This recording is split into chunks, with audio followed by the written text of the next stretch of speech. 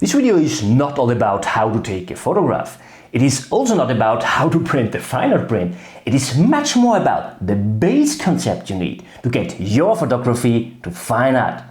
I'm going to reveal even 4 different base concepts of photography and the particular methods you need to achieve your goal of getting into fine art photography.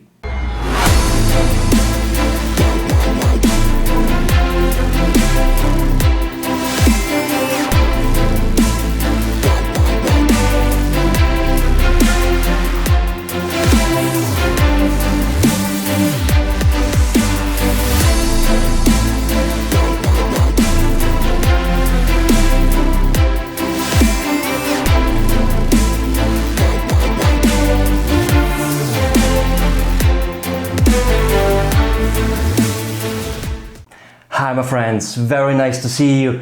You know, I give workshops and online coachings about art history photography, where I help photographers to get their photography to art. And quite interesting is that most photographers who try to bring their photography to art struggle exactly with the same things. I get lots of questions like, how can I find my own style? How much of editing is possible without over-editing my image? Or how far can I go away from a realistic style actually?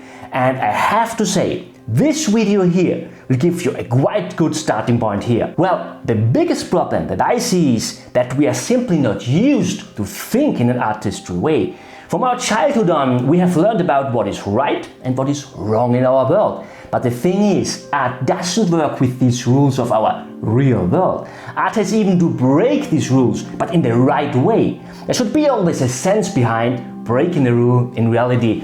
And my personal approach to get photography to art is I categorize these different types of photography into 4 base categories or base concepts of photography if you want. So let's have a look at the first type of photography.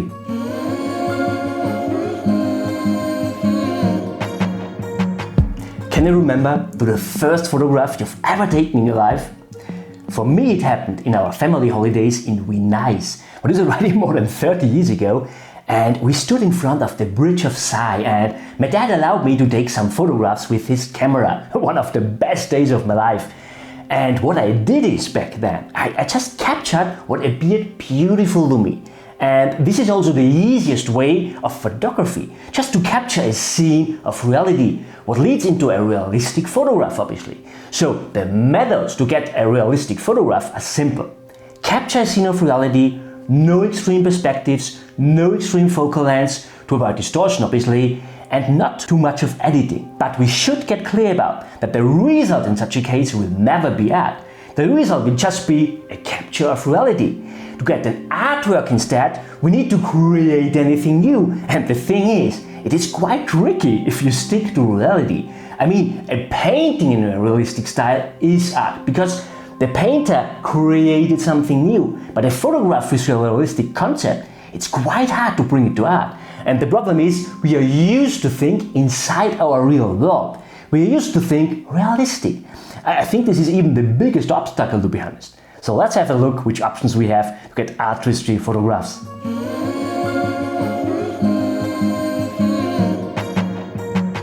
Well, let's go the first step away from our realistic thoughts. I've been again to Venice, I think 3 years ago, 27 years later, with a bit more of experience as a photographer obviously, and I got out some art history photographs, fine art photographs.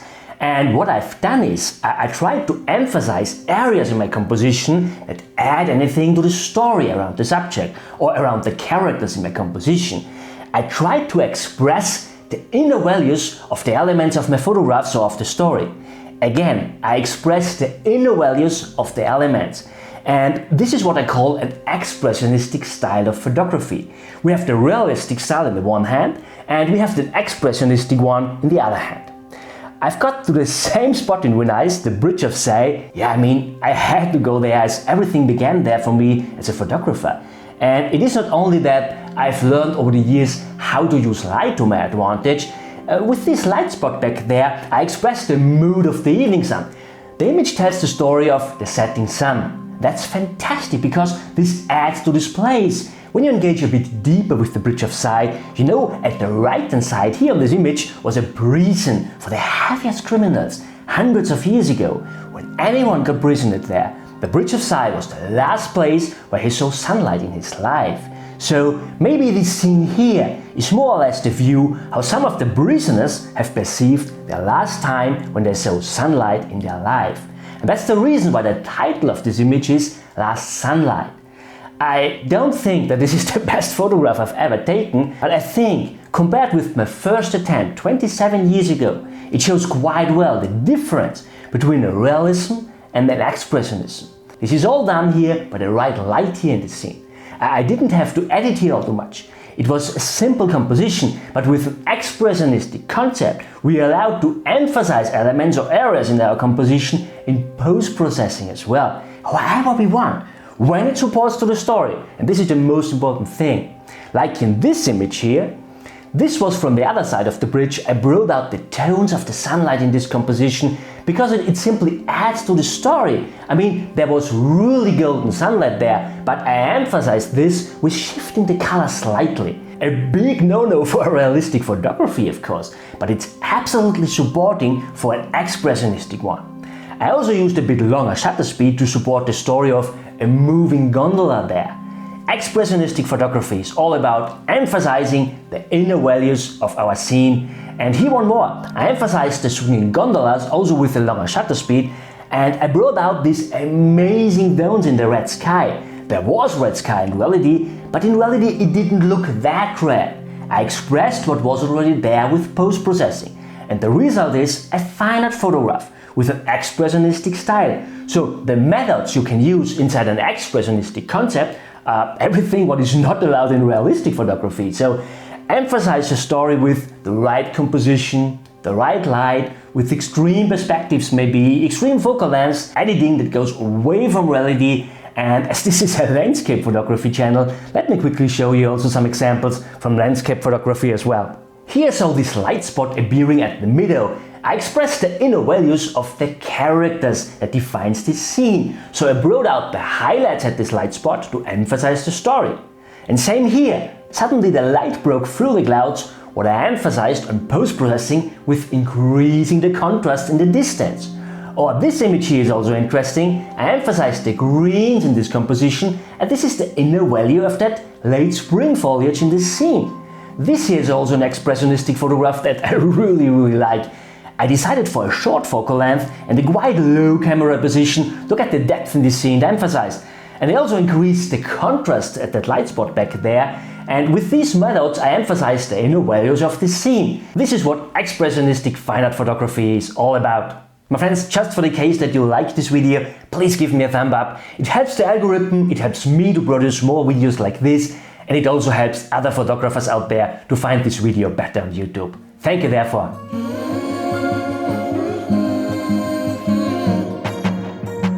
Well, there will come some more examples from landscape photography, but let's return first a bit to Be Nice. I know this is not classic landscape photography, but urban landscapes are also landscapes, and it really makes sense to compare the different style from one and the same place. Well, I think it was one day after the Bridge of Sighs shot, I saw the Basilica Santa Maria della Salute, that's the building back there. It caught the setting sun in a fantastic way. I photographed it from the University Bridge, and when I was standing at the bridge, I saw this beautiful scene and I just thought, oh my god, it is amazing. And what I did is, I tried to bring my emotions into this image. My emotions of goosebumps and melting away. And this is why I decided to emphasize the tones of the sunlight in this image. My main goal was not to emphasize the inner values of the scene. I tried more to bring out how I saw this scene through my eyes. I know it looks a bit more like a painting, what is given due to the silky water and the tones, but this is how I saw this scene through my eyes. There's much more of integrity of the artist inside this image. This image is not all about its characters only. It is much more about the interaction between the scene and the artist. And this is what I call an impressionistic concept.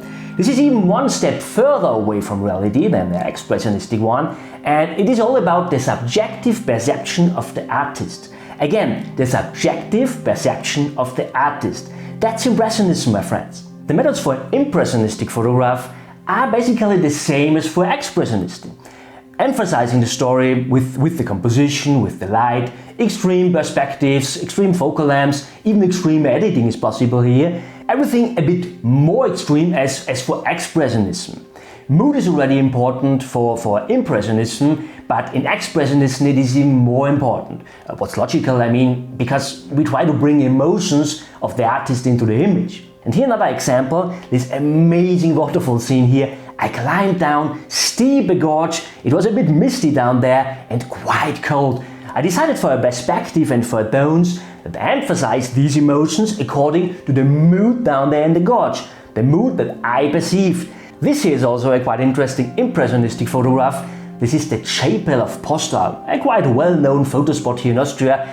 I emphasized not only the light spot in this scene, what were expressionistic only, I also decided to cool down the already cooler parts of the sky, and I warmed up the already warmer parts here at the left hand side to emphasize my emotions between sunshine and rain, what I experienced over the whole day of landscape photography up there. This makes it to an impressionistic work. It is all about how I perceive the scene through my eyes. My own emotions got simply more important here for me than the inner values of the scene. This is what makes it to an impressionistic photograph. And this here is also a quite good example for Impressionism. Light changed with rain all the time on that day, and I got already a bit influenced by that. This is why I decided to shift the tones a little bit to emphasize my emotions I had on that day. I was there with my camper van, and yeah, I was not 100% allowed to stay there all night, to be honest. So the way how I brought this hut here into this composition expresses a kind of hiding from that dark misty area back there. It reflects a little bit how I felt at that place, hiding and hoping not to get caught. And finally, this is an impressionistic photograph far away from reality. I mean, I photographed reality obviously, but the story this composition tells and the post-processing makes it more to an impressionistic photograph. One more example for an impressionistic photograph. This photograph here was taken at a place that was created by the last ice age. The masses of the ice shaped these caves and gorges into the mountains, and influenced by that, I decided to bring these mossy logs here into the foreground. They looked a bit like bones of mammoths or something like that. This is why the image title is Spirit of Ice Age. You see, Impressionism is all about bringing a lot of integrity of the artist into the works. And finally, it is far away from reality. I'm allowed to do much more than for Expressionism, also in post-processing.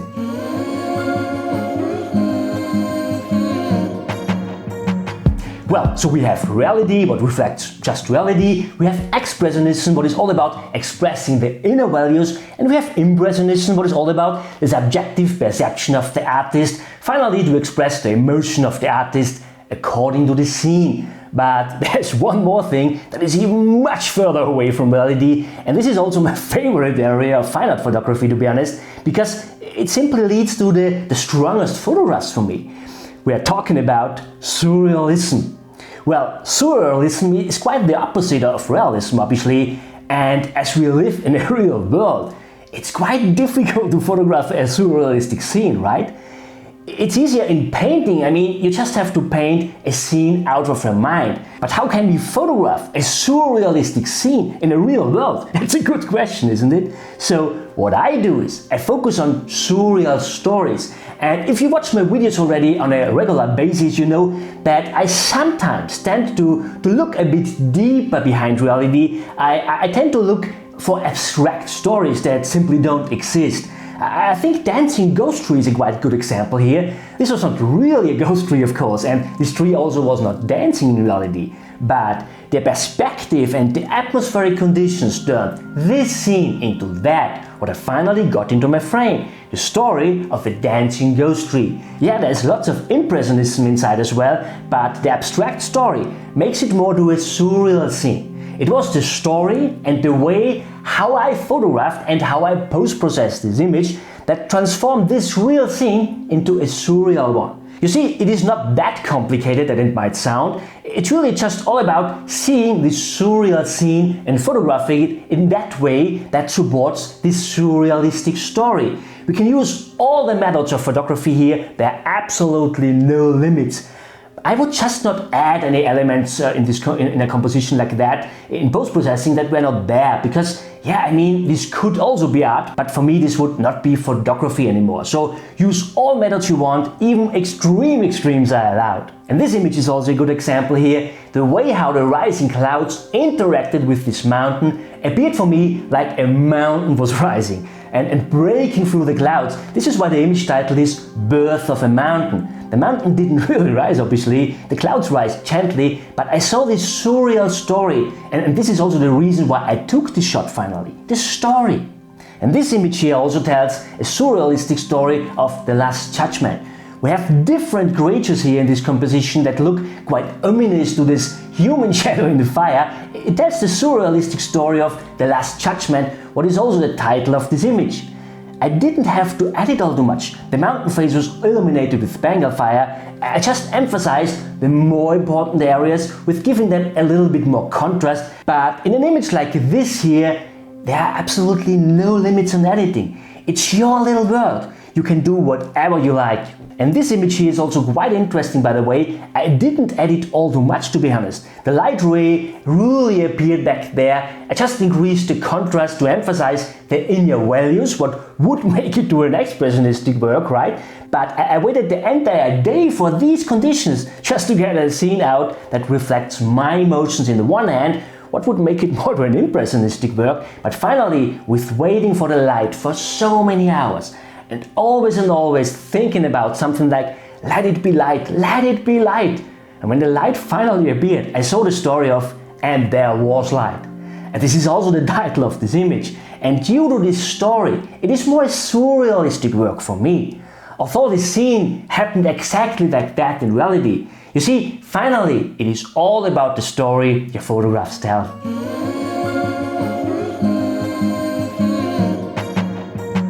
So now you know about the different base concepts of fine art photography, but how does this help you now as an artist? Well, what I do is, when I'm building up a composition, I just ask myself, what is happening in this particular scene? And maybe it is a real story. The kids playing with the dog, for instance, or the daughter driving the camper van first time. Then I choose a realistic style. You have really to be careful with editing here. The tiniest increasement of contrast, saturation or clarity, and the photo could be ruined. I take most of my realistic photos with my phone only, and I do no editing at all. Maybe a little vignette, but that's all.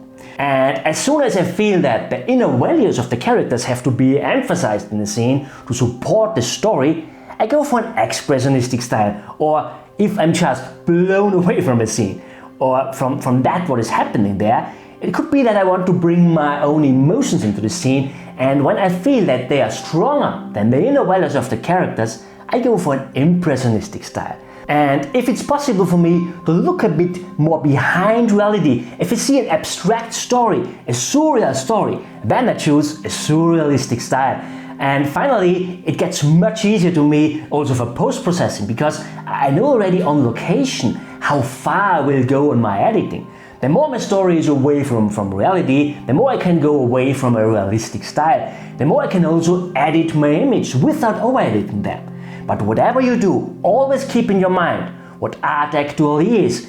And I made already a video about that, where I reveal the ingredients of art, the requirements you need to get out a piece of art. I will link the video up there for you.